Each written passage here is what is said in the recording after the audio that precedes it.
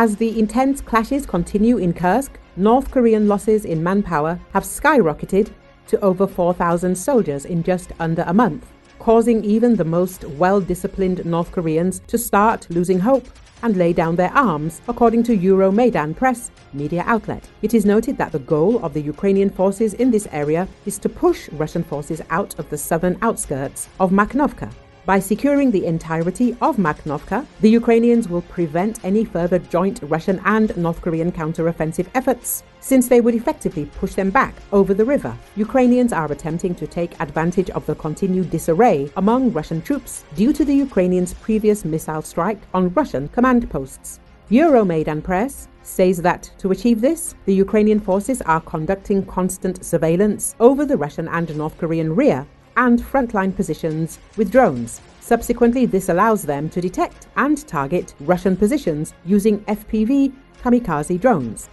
Ukrainians then deploy armored vehicles with squads of infantry to dismount and assault the Russian positions. Combat footage from the area reveals that to eliminate holdouts of Russian and North Korean soldiers hiding within houses and fortified positions in Maknovka, the Ukrainians attach extra powerful packages of explosives to their drones. This allows them to completely demolish Russian positions and eliminate a large number of Russian soldiers hiding within these houses.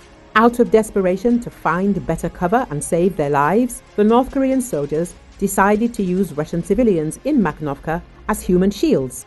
Footage recorded by a Ukrainian drone shows how a North Korean soldier kicked out two elderly women from a house to use them as human shields to prevent a drone strike. The desperation of North Korean soldiers to increase their chances of survival at all costs is a reflection of their losses, as President Volodymyr Zelenski confirmed that up to 4,000 out of the initial 12,000 North Koreans have already been killed and wounded since they were deployed to the front.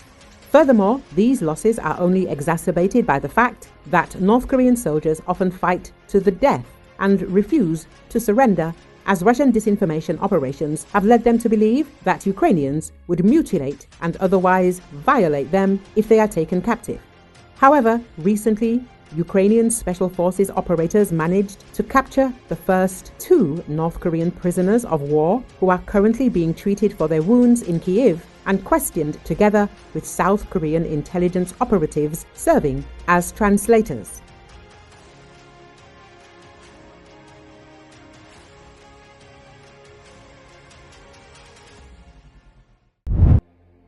Russia and Ukraine held the first exchange of prisoners of war this year, swapping several dozens of soldiers.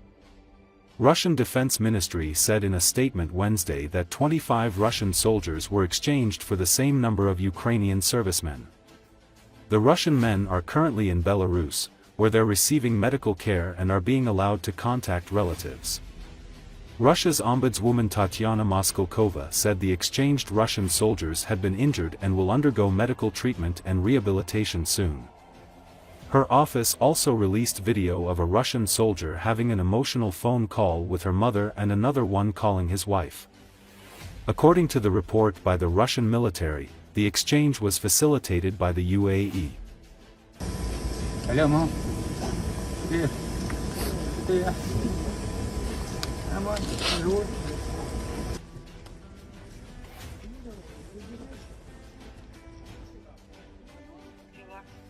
Нормально. Еду домой.